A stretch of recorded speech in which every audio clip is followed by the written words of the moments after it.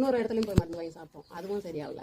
கடைசி கட்டத்தில் அவ்வளோதான், நம்மளை காப்பாற்ற யாரும் இல்லை இந்த பூலோகத்தில், இவ்வளோ தான் நம்மளுடைய இது ஆயுசு முடியுது அப்படின்னு சொல்லி நான் வருத்தப்பட்டு நான் சாமி கும்பிடுவேன் நிறையா. அப்போ ஒரு ஆள் கோயிலில் தான் பழக்கம், அவர் வந்து சொன்னார் இந்த மாதிரி ப்ராடக்ட் இருக்குது சாப்பிடுங்க நல்லா ஆயிடுது அப்படின்ட்டு. நம்ம தான் எதை தின்னா பித்தம் தெளிவாக இருக்கிறமே, அந்த மாதிரி அவர் சொன்னதுமே நான் ஓகே சொன்னேன். பிரபஞ்சம் உங்களுக்கு ஒரு நல்ல பொருளை உங்க கையில் கொண்டு வந்து சேர்த்து. அதுதான், அதனால சரி சார் வாங்க அப்படின்னா சார் வந்தார், வந்து பிரச்சனை என்னமானாரு கேட்டார், சொன்னேன். அதுக்கப்புறம் இதை கொடுத்ததும் அவர் கார்லேருந்து கொடுத்துட்டு போனார், இது அர்ஜென்ட்டுக்கு சாப்பிடுமா அப்புறம் ஐடி போட்டு எடுத்துக்கலாம் அப்படின்ட்டு. அதை வாங்கி சாப்பிட்டேன். இப்போ 12ஆம் தேதியிலேருந்து ஸ்டார்ட் பண்ணி சாப்பிட ஆரம்பித்தேன்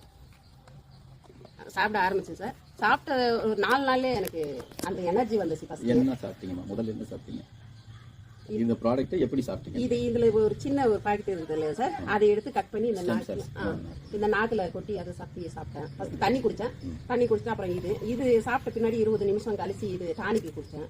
டானிக் சாப்பிட்டு 20 நிமிஷம் கழிச்சு அந்த இது காஃபி குடிச்சோம். அதை குடிச்சதுமே உடம்பு சுறுசுறுப்பு வந்ததுமே எனக்கு அப்பாடி நம்ம பொழைச்சிருவோம், இனிமே சரியாயிடும் அப்படின்ற எனக்குள்ள நம்பிக்கை சார். அப்புறம் ஐடி போட்டு ஐடி வந்த பின்னாடி அதை சாப்பிட்டோம். இப்போ நல்லா ஃப்ரீயா மோஷன் போகுது, அந்த கேஸ் இல்ல. சோறு சாப்பிட்டு பல வருஷம் ஆச்சு.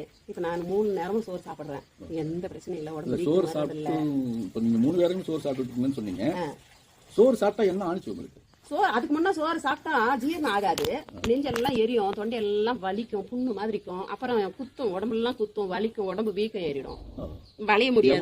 எவ்வளவு நாளா நீங்க இந்த மாதிரி பிரச்சனை ஆரம்பிச்சிட்டு? இப்ப இந்த சோறு சாப்பிடாதது இப்ப ஒரு 10-12 வருஷமாவே அந்த மாதிரி. 10-12 வருஷமா நீங்க சோறு சாப்பிட மாட்டேன். களி கஞ்சி எடுத்துப்பேன், அவ்வளவுதான். சாதம் சாப்பிட்டாலே அந்த மாதிரி ஆயிடும். அந்த சோறுனாதான் பிரச்சனையே. ஒரு வேலை பயிட்டினா கூட இருந்துடலாம் அப்படின்னு தோணும். அப்படியே இருந்திருப்பேன். புழுங்கல செஞ்சு சாப்பிட்டு சார், அதுக்கும் செட் ஆகல. சிறுதானியம் செஞ்சு சாமி இதெல்லாம் செஞ்சு சாப்பிட்டு அதுக்கு செட் ஆகல. எல்லாம் பல சொன்னாங்களோ அத்தனை தானியமா சாப்பிட்டு பார்த்தாச்சு.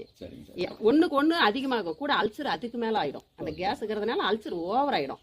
இப்ப அந்த அல்சர்ன்ற பேச்சே இல்ல. எல்லா காயும் காய் வகையே சாப்பிட மாட்டேன், எல்லா காயும் தூக்கி. இப்ப எப்படி காயெல்லாம் சாப்பிடுறீங்க? நல்லா இருக்கு, எல்லா காயும் சாப்பிடுறோம், நல்லா இருக்கு. அதே இந்த மசாலா குழம்பு சாப்பிடுறேன், வெஜிடபிள் பிரியாணி டெய்லி கோயில் விசேஷத்துல சாப்பிடுறேன், 3 வேளையும் சோறு சாப்பிடுறேன். ஒரு அருமையான ப்ராடக்ட்டை கொடுத்த விக்டர்ஸ் லைஃப் சயின்சஸோட கம்பெனியோட எம்டி அவர்களுக்கும் இது எல்லாத்தையும் கொண்டாந்து நம்ம கையில சேர்த்த சிஓ அவர்களுக்கும் உங்க சார்பாகவும் என் சார்பாகவும் மனமார்ந்த நன்றியை தெரிவிக்கிறோம். நன்றி சாமி.